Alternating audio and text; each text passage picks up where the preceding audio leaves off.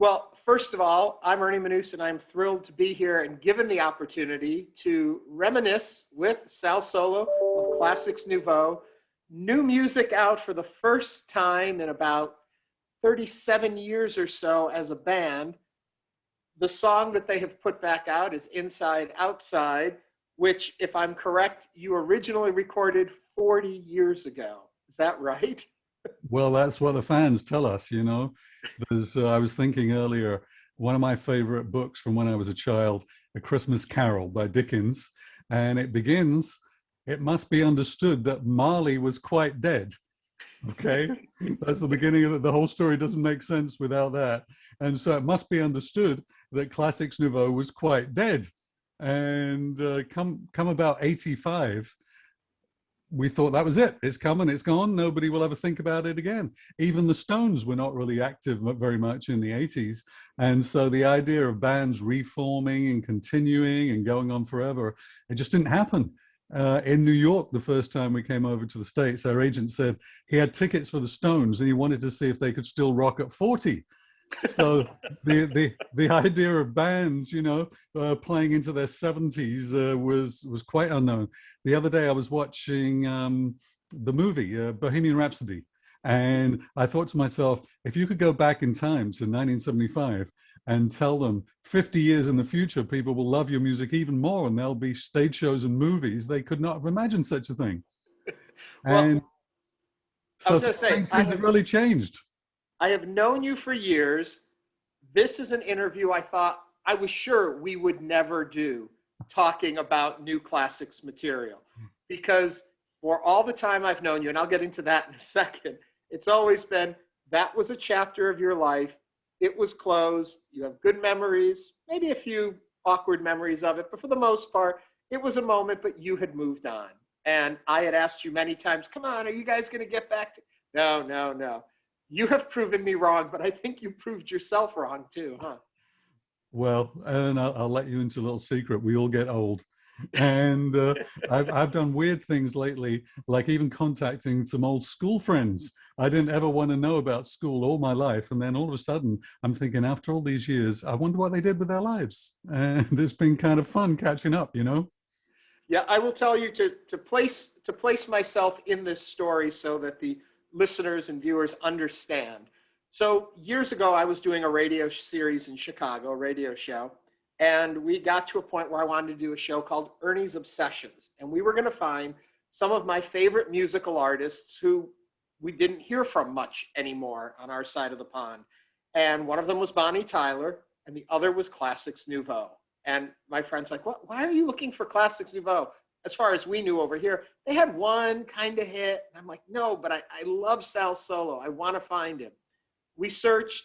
We got a hold of the Musicians Union in the UK, and they were like, yeah, we can't give you any information about him, but we can stick a note in his file. And if he comes by and he sees that, you know, it's up to him if he wants to contact you.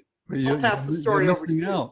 You're missing out a very important piece of your story because you haven't told the audience how you came to discover Classix Nouveau. Well, it was a couple of things. First of all, MTV, because it was new and it had your video playing all the time when it first came out with Guilty. And my mom was a huge fan. And she was like, you've got to listen to this group. You'll love them. And then she actually got me my first Classix album. And she fell in love with the song Nasty Little Green Men. And that was her big song from you guys. She loved that one. I did not know that, but You didn't know that? no, I didn't know that, but I'm glad that Mom got a mention anyway. Yeah, yes. So I'm still living in London at the time, and I got a call from the Musicians Union, and they said, this guy in Chicago wants to talk to you, but we wouldn't give him your number. Do you want to talk with him?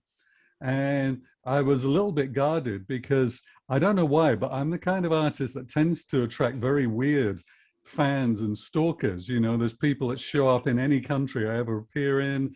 And even to this day, there's one woman in Paris. She's been 35 years trying to engage me online. She even found the church I work for and wrote to the secretary, hoping she would pass on the message. I've never once spoken with her in 35 years, and she's never given up. So normally I'm a bit kind of wary about people pursuing me.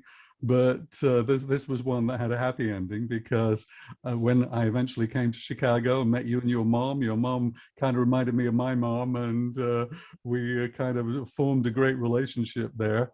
And I've been fascinated with your obsession over the years because I know you've got some bits of memorabilia and patches and things that you go for that Hmm. nobody else would ever think of. Well, and I have something that nobody else has, and I don't know if I'm supposed to say it or not, Go but ahead. I am in possession of the ultimate Classix Nouveau memorabilia. Many years ago, Sal gifted to me his very first silver disc from Yugoslavia for Night People, and I have it, and it's framed, and it is the disc you received. Yeah, well, I guess the problem is everybody that's on the fan clubs and things now will be at one in a silver disc, so I cannot help them out. But the next part of the story after Marley being definitely dead and Classix Nouveau dead is the way that the fan groups on Facebook have grown up over recent years. I absolutely I don't know who started them. I don't know who runs them. And initially, when they started sending me invitations, I didn't pay a whole lot of attention because I thought, I don't know who these people are. I don't know why they're interested in this stuff. And over the years, it's just got more intense. And so now, pretty much every day, I see people posting stuff from countries we have not even been, like Estonia and Uruguay. And some of the messages are in Spanish and other languages. And so the things they post tickets from old shows. I was fascinated to see people could see us for £1 or £5 and see you two the next day, at the same venue. And so that's kind of interesting. And they post dates. Do you And find over the years you're gathering new, fresh fans, or is it more reminiscent fans who remember the days? it seems to be both because I see a lot of them posting they wish they'd been at a Classix Nouveau concert back in the day. So obviously they must be later fans. Yeah. And those who were at the concerts obviously kind of bragging on that and saying what it was like. I was listening to, excuse me, I digress, but I was listening to a CD this morning of some Finnish heavy metal band that has cellos instead of guitars, and the drums are just so great. And it took me back to BP back in the day. He used to have huge speakers as monitors. These days they wear little linear headphones, earphones. Back Yeah. then he had massive speakers either side of him, and so he was hammering away at full blast the whole time. And it was one of the things that made it so exciting, I guess, in the concerts. But the things that the fans keep posting all the time, like dates of releases, I have no idea where they get that information. Well, I want to talk about the past a bit more, but I don't want to bury our lead. I've got to know what led to the new single coming out. How in the world did this come together? Because I know you well enough to know this is an odd turn for you. It is, yes. Above everything else, it's the fan groups, really, because uh, I guess I started to kind of feel guilty because it's like, No wow, pun intended. I didn't even think of that. But wow, I started to think, wow, this stuff, what we did, means a lot more to them than it's kind of meant to me over the years. And so I kind of felt a bit like the Queen of England in the sense that when you're born into the royal family, you have duties, you have responsibilities. You can't just live like a normal person, a normal life. And some years back, I'd maybe 10 or 12 years ago, I had been dabbling in a period of inactivity. I'm the kind of person, if I don't have a lot to do, I don't just kind of get depressed and stay in bed or watch TV all day. I have to find something, creative, something to invent, something to make. And one of the great things for me over the years has been the way the technology has gone. Once I got to a point where I was saying, wow, we used to record at Abbey Road and the most famous studios of the world, and now I can get better sound on my little MacBook. And so that to me is fascinating and challenging. And Classix, I mean, I'm sure many people here in America, they have no idea who Classix Nouveau was, so they don't even know what style it was. But in the early 80s, it was a time when a lot of stuff was new. a lot of equipment, a lot of sounds, a lot of electronics. Drum machines just came in for the first time. And so we've always been kind of attuned to something new. New sounds are always exciting for us, and me in particular. And so even when something would come along, like say the famous record by Cher with the auto tune, and we never had auto tune back in our day, we had to sing in tune. I'm not sure we even had guitar tuners. I seem to think that they were very, very expensive, and only Eric Clapton had a guitar tuner back in the day. So I was kind of mentally logging those things, and so at a certain point, I guess just for idle amusement, I thought, I wonder what Classix Nouveau would sound like today if we had all of that stuff available to us. So just for my private entertainment and enjoyment, I worked on a few old classic songs, and I kept it very quiet, didn't tell a soul I was doing it, and didn't play it to anybody. And that was it. You know, I kind of got busy again and forgot about it. And so then when the fans recently started posting all these dates, you've got an anniversary coming up of your first album and so on, I reached out to the other guys who I hadn't spoken to for years and said, what about us trying to do a new recording just for the fans, to give the fans a surprise on one of these anniversaries? And they all liked Inside Outside, Best of the Lot, and that's what happened. So why re-record or cover one of your own pieces? Why not something new?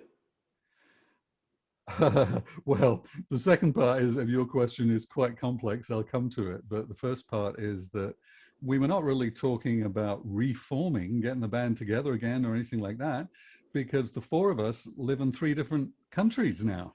You know, we're separated by an ocean. So the idea of physically coming together is not really on the cards. Um, and I think it's almost like getting a do-over, really. You know, if you could go back 20 years ago, 30 years ago, 40 years ago, and all the things you didn't do quite right or you didn't know back then that you know now, it was kind of tempting to say, maybe we could do it a bit better now than we could back then. I'm Yeah. sure many of the fans think we didn't do it better because they're attached to the original, and messing with the soundtrack of people's lives is very dangerous. But just for ourselves, we wanted to do it the way that we thought was better than we could have done back then. It's Yeah. almost to make up, because the first 2 Classix Nouveau albums were strange in that they didn't give us a producer. And I really don't know why, because we were stupid kids. We were stupid kids in our 20s that didn't know anything but thought we knew everything. And they wasted their money leaving us on our own in the studio to do what we wanted. If I was them, I would have said, okay, like it or not, here's somebody that's a professional. They're going to make your stuff sound good. And we never had that. And so really, kind of felt we lacked a little bit in the production area in those early days. The second half of my question was, why not something new? Oh dear, you're not going to let me off that one. No, I'm not. It seems to me almost impossible to go back. Now, in a way, we're not going back because we're trying to sort of sound like we would sound in 2021. But we're not trying to compete with the bands that have grown up since, or the bands that are hot today, because they should have their chance. They should have their day just as we did. And our fans are typically going to be people in their 50s, really. They used to be in their 15s at the time, but they're in their 50s now. And so what is unique and special about our band is that we were there at the beginning of what came to be called the new romantic thing, the new romantic style. And so the new romantic style, it was that kind of slightly robotic, electronic-y kind of sound. The rhythms were sort of very fixed, and the lot of synth sounds and things like that. But to get myself into the mindset of 40 years ago, how I used to write a song, what I wanted to say, I just can't really do that. I've tried, but Yeah. it doesn't work too well. And we're still talking about it. You know, we're sort of talking about trying something else now that the fans were so excited that we did something. But I just don't know if it can happen or not. Well, I'm not going to leave that train of thought, but I am going to jump over to the side a little bit. I'm a huge 80s kid. I have followed a lot of those groups up through, not as closely as I have Classix Nouveau, mind you, but the ones that I have listened to, their lead singers, the vocalists, time has shown on their voices. I have to tell you how impressed I was with how great your voice sounded almost. And I know that there's processing on it and the little bit of the echo to it and such, but the voice itself almost feels smoother, richer, better today. What's your thought? Well, thank you for that, first of all. I think, to be honest, we're all better now than we were in the band. You know, BP has always been a powerhouse, as I said, but he's very thoughtful these days in arrangements and even down to little details. Gary is a guitar teacher now. And so when he started sending me his guitar tracks, I was really impressed. Like he'd give me a whole range of things that I could use in the mix. And so from the heaviest things and down to funky little stuff. And I'm not sure he could do all that back in the day, or maybe we didn't give him a chance to do it. I don't know. Yeah. But the the fans, of course, of the early classics, they loved the growling and shrieking that I used to do. But at the same time, those who hated classics hated it for that reason as well. And so if I'd have just kind of sung smoothly back then and dressed kind of normal, then maybe we would have been a lot more popular. But by about 85, I think I was coming out of the angry young man vibe and coming into more of a sort of, you know, let's get good at this. In fact, I went to singing teacher. I probably didn't ever tell you that. I went to a singing teacher at some point. I think it must have been in the mid 80s. And she had tried to teach Johnny Rotten, I think, at one time. I don't think she succeeded. But she loved Annie Lennox, was kind of her vocal hero. And even, to be honest, when I called her, first of all, because this is in the days when we had to call people, we didn't have the internet and everything. And so I called her to ask for singing lessons. And she said, I've seen you on TV. I don't think you need to learn how to sing. And I said, well, I think I do. And she taught me some classical and breathing stuff. And the other thing was, come about 85, I started getting into choirs, of course. I had the hit with San Damiano, the boys' choir, first of all. I went on to do some songs with gospel choirs, and that kind of completely blew my mind because they were so good. And today, my job is directing choir for a local church. And so now I know everything about harmonies and arrangements and writing music that I did not know back then.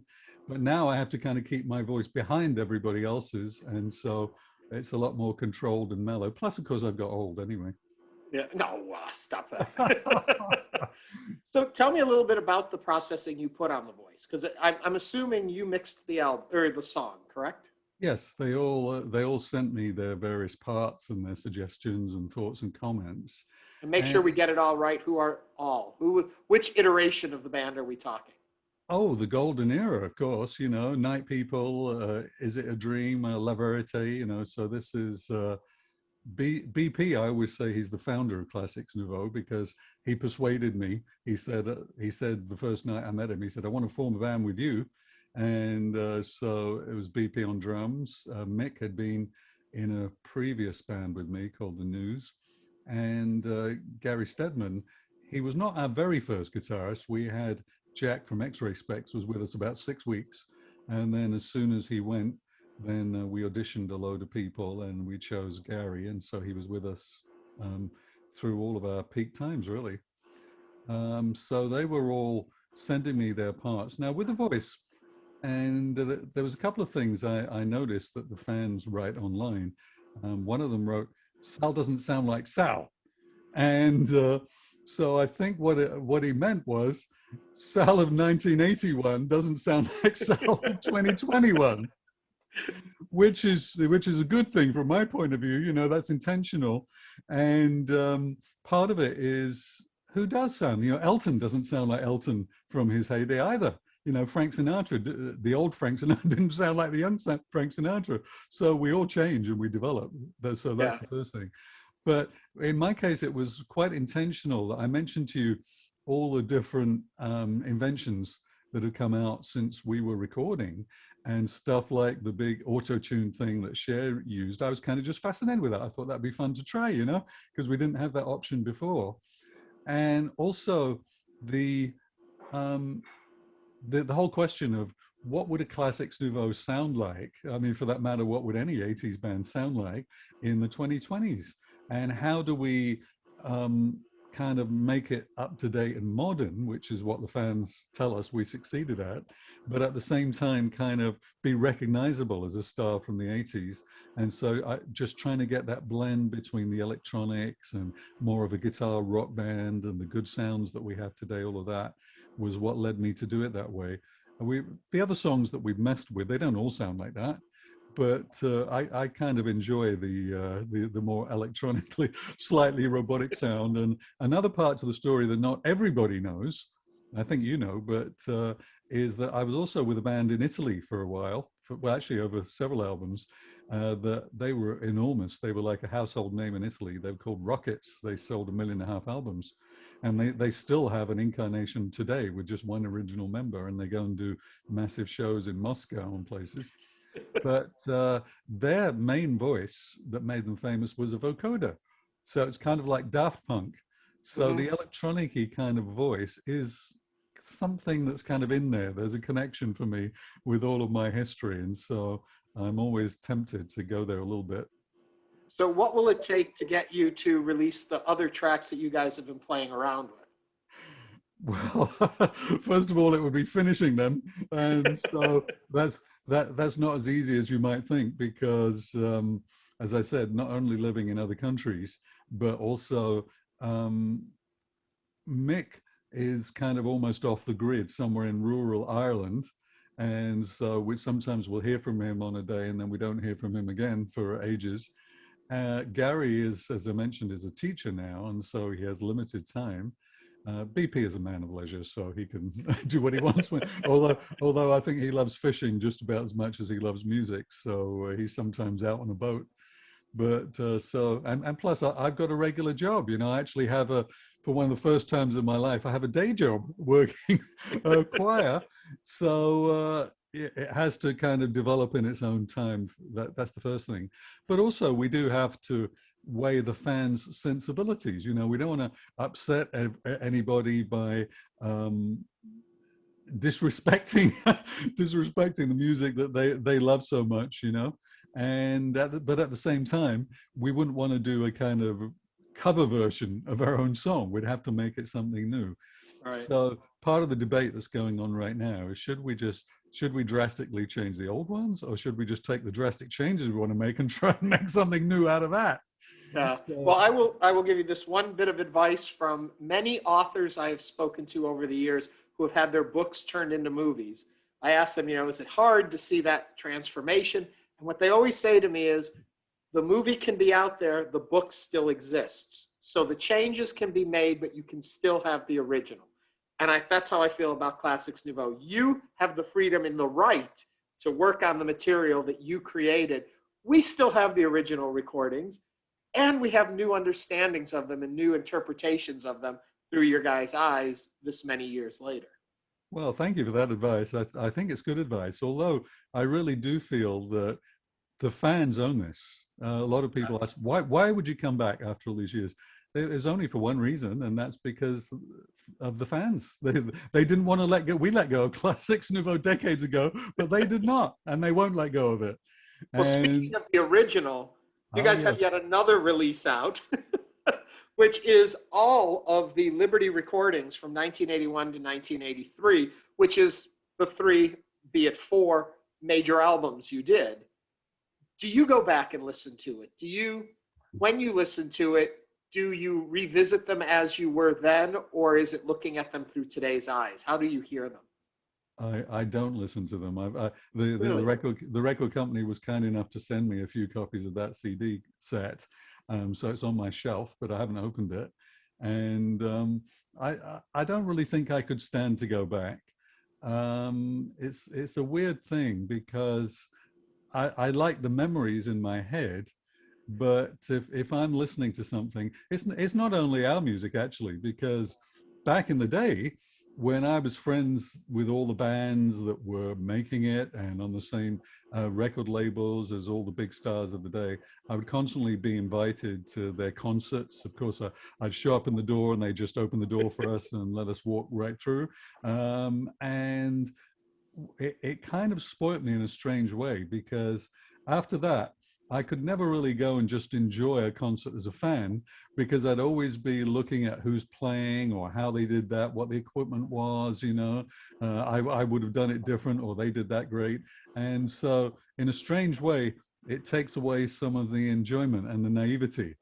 If I go back to when I was a teenager and I was just a fan, and I would go to a concert, and it was so exciting, wasn't it? You know, where you see the lights on the amplifiers and you're waiting for them to come on and all this stuff. I've kind of lost my innocence. And some of these live things that they started releasing, the river sessions and so on, I think they sent me some of that for approval. And so I had to listen through to one of those the first time. And I was quite surprised to find it wasn't as bad as I expected. I thought, actually, you know, because when you're young, you're fearless, really. You know, I can't explain any other way. When you're a teenager, when you're in your 20s, you just think you can conquer the world, and that's that. And then as you get older, you start somehow analyzing things or going over past experiences or whatever. And you think, no, I can't do that unless I prepared this and all that kind of stuff. And so you would never start and do anything if you waited until you were 40, I think. Well, then tell me this, when you were doing Inside Outside, did you go back and listen to the original recordings, or did you just work off the music and knowing it and moving forward? Did you listen, compare, critique to create change? How did you go about it? I I don't think we really did listen to the original. Really? I think we kind of did it from memory. You know, we could, what we would remember of the song is what went in there. And that was about it, really. And the same would go for any Classix Nouveau songs if we redo them. We're not really looking to recreate anything from the original. The question would just be, today in 2020, how would we do this? Yeah. Bearing in mind the people we are today and the musicians we are today. I mean, another aspect that's fascinated me with the fans is these days they're talking about the lyrics, and they say a lot of the lyrics of the classic songs seem to still apply today. And in Inside Outside, you know, we were talking about a kind of crazy, depressing world around us, and it's still a crazy, depressing world, unfortunately, today. Uh, Talking about that and the new catalog release, is that there are remixes and new versions. Any chance of a longer version of Inside Outside? Is it done for now? Remixes? What are your thoughts on I think that that's another mindset we have to get into, because back in the day, you see, 12-inch singles, as we used to call them. I saw again some of the fans asking why certain songs had 12-inch singles and certain songs didn't. That whole thing kind of came into its own somewhere in the early 80s because of the kind of dance clubs that were it? growing up, probably in New York, the big gay clubs and things like that. They were looking for these extended mixes. And so all of a sudden it got to a point where if you had a good dance track, then don't just release the radio song, but try and do something more. And so we would even, again, I'm kind of learning this from what the fans write, but the fans say that we would even go back and revisit some of our earlier songs and do an extended mix. And so I kind of have to get back into that mindset. I've thought about it. So I guess the answer would be, yeah, there is a chance. Yeah. What about fans mixing some and sending them in? Would you like to hear what they're doing with it? Oh, absolutely. I didn't even know that was a thing. And so I'd love to hear it. On our official Classix Nouveau YouTube page, there's a couple of playlists, and one of them is all cover versions. And there's about 40 cover versions there. Some of them are like drum covers or bass covers. There are a few vocal ones. There's even one that's a mashup of with some rapper. It's like Guilty mixed with, I'm guessing he's an English rapper, this guy. Never heard of him. But Yeah. it's just completely fascinating. Who would have thought of that? We wouldn't. Yeah. Tell me, what would Guilty sound like today? Guilty's a tricky one. I tried it, but um, and I was kind of discussing this with Gary lately. I said, I don't know how we can make that sound like 2021, because it seems to me what really made it unique was the growl and I don't do the growling anymore. Oh, come on, you can growl a little for us, can't you? I just don't feel that way. I tried, we tried a little bit of work on Is It a Dream? And one of my friends told me, if you don't go satisfaction, it's not going to be Is It a Dream? And so for me from this demure kind of choir singer I am today, to go back there is tough. Does your choir know the Sal before them? Do they know who you are? I kind of hope they don't, but I suspect they do. Yeah. Especially the young musicians. Occasionally when I see on Facebook or something somebody from church putting a like against some Classix Nouveau thing, I think, I wonder what they're thinking about this. Because one of the things, excuse me for a second, but one of the things I find weird with the fans is over the years, some of them seem to think that I hated Classix Nouveau because I became a Christian. And so they think of a Christian like a Puritan, or maybe like Amish or something. Like, we do have electricity, and we do have cars, and we do have music. And actually, we probably have more music than you because we sing in church every Sunday. And so I never hated what I did before because I was a Christian or disapproved of it or anything like that. I think it was simply the need to move on. Yeah. And so when you're known for a particular thing, when George Michael started doing his own thing, he had to kind of forget Wham, and so and in my case, the transformation, of course, was much more drastic, and so I needed to establish my identity on my own, aside from Classix, and that's why I think I distanced myself for a long time. There are two stories out there of the end of Classix Nouveau. One is that your growth into your spirituality and all of that, and you're finding religion, quote unquote. And the other is that EMI, the price for the last album, they decided to say, okay, we're done. What is the true story of the end of the band? It was the latter. It was quite simple that the budget for the third album went way over what they expected, and so they dumped us at that moment, and so that was it. we had no choice really. We were done, and back then, as I said, bands didn't usually continue or regroup. I mean, for a couple of years, we had some thoughts about trying to farm around for a new deal. But then in the meantime, I had a hit with San Damiano on my own. So who released Heart and Soul then? Well, that was a different record company, because you see, when I did San Damiano, it wasn't that I had anything against Classix. I was still doing tours with Classix at the time, but it was a sound and a message which represented me specifically and not the band. I mean, even one of the band, I remember when we were in a tour bus in Poland, and I'm reading, and he comes by and he says, "Oh, what are you reading?" And it was probably the Bible or something. And he said, "Oh, that's great. I hope I get that one day." And I was never going to ram it down people's throats and try and force all the band to become what I had become, a Christian. And so I separated what I was doing that represented me from what I was doing with Classix. And so when San Damiano became a hit, all of a sudden, of course, there was a demand for an album by me representing my new message and sound and whatever. And so I had a deal and Classix didn't. And so that's really how it happened. It was not a choice. If I'd have had my way, I probably would have continued with Classix forever, really. Yeah. But that wasn't to be. Well, you're kind of getting another chance now, and This all of us is are the waiting do-over. desperately. If you were to write a new Classix song today, just hypothetically, and you probably have played with this knowing you, but I'm curious, what do you think would be the message? What would Classix be trying to point out today? What would they be looking at, thinking about as a band? What would your voice be saying in this world? I think that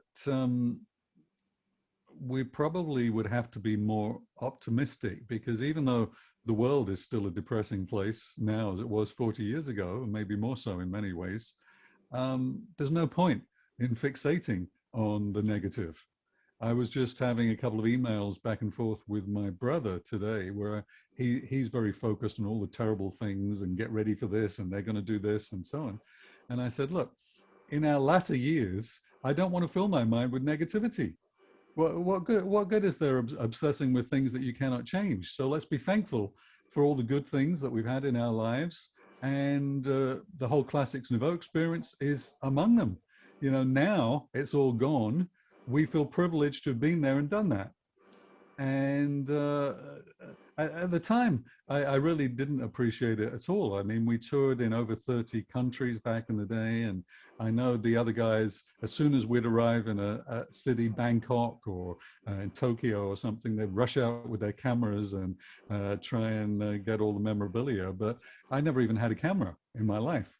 And so I just didn't really appreciate it. And now that I've lived more of a normal life for quite a few years, I realize that other people view what I experienced as extraordinary and something to aspire to. So I kind of think, oh, well, thank you, God, for that then, because I guess I was blessed.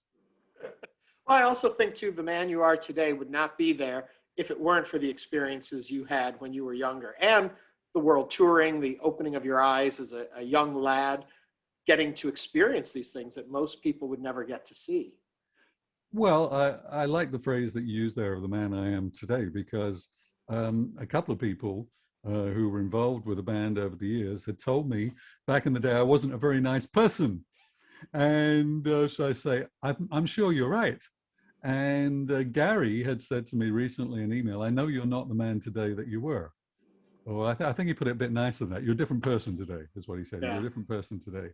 And so I took that as a compliment, because I hope we can all continue improving as long as we're living and breathing, you know. So it's been a long job of work with me to try and become a better person, really.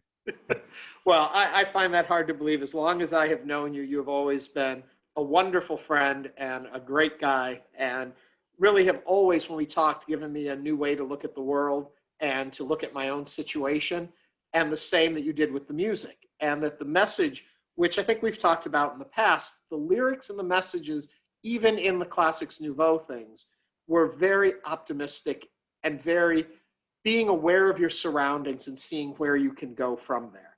And so I find it hard to believe that you were that different a guy before. But fame and Well, success and a bunch of screaming fans can probably have their effect. thank you for that. One of the things, you know, I mentioned to you that I've tended to attract these very weird, obsessive fans and stalkers over the years, and even to the present day.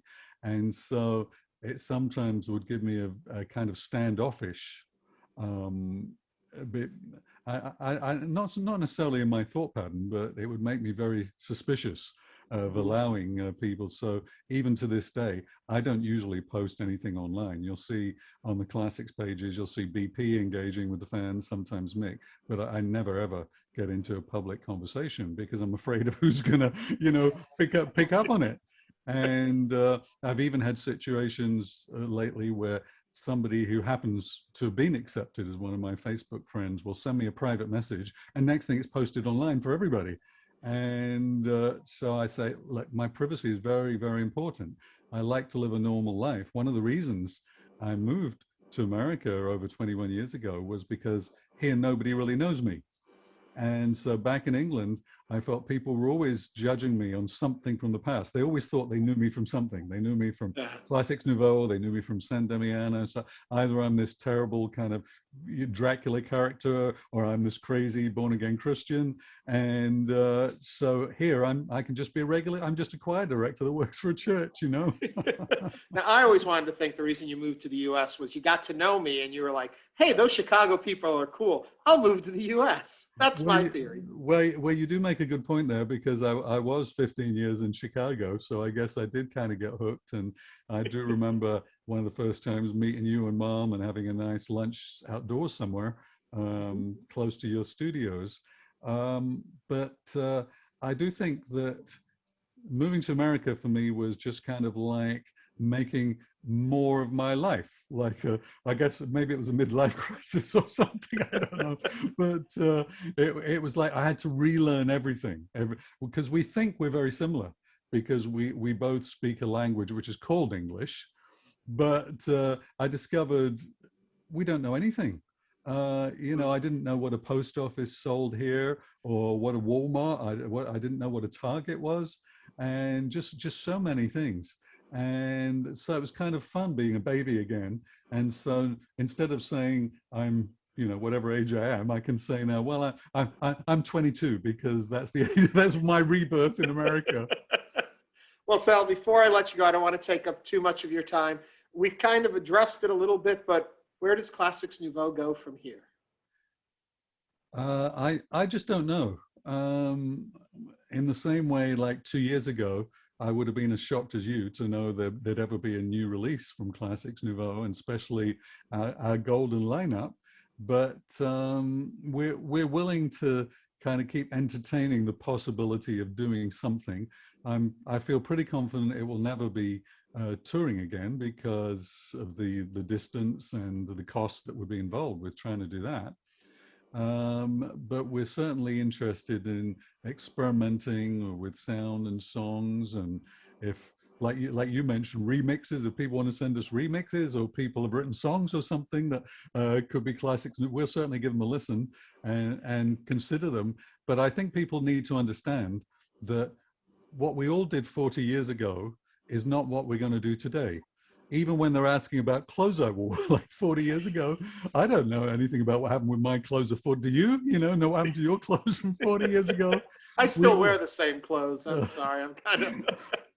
I some, know you got rid of a whole lot of your Classix Nouveau memorabilia, the things you had, because at the time you had moved on. Do you well, wish but you'd held on to any of it? uh, well, yes, actually. The thing was when I left England, you see, that was in '99. And so I had in my closet, I probably still had some of the old classics costumes and things. I had my old mirror guitar hanging on the wall. And I probably had tapes, like videotapes, from concerts and things. And I really didn't think that anybody would ever care about that stuff again in the future. So I just probably burnt it or something, or trashed it all, And to this day, I still don't know how the fans come up with live concert footage and so on, because we didn't have cell phones back then. So, and I don't think they walked into concerts carrying big movie cameras on their shoulders or anything. So I absolutely don't know how this stuff surfaces, Yeah. but it's interesting that it does. Well, Sal, I can't thank you enough for chatting with not just me, but for all the fans right now to hear how things are going and to understand how Inside Outside came to be. Folks can listen to it if they haven't heard it. It's on YouTube now. It's the 2021 version of it. And you can even go back and listen to the 1981 one if you really want to explore that too. Sal, thank you so much. Thanks, Aaron. Congratulations on your 25 years at PBS in Houston. Can you I mean, believe it? that means we must have known each other at least 30 years at this point. And so I'm glad we're still kicking and screaming. I am too. Sal, thank you so much. And thanks to everyone for listening and joining us on this little chat. Hopefully we can do this again. And if new music comes out, come back and let's talk about it. Okay. Okay.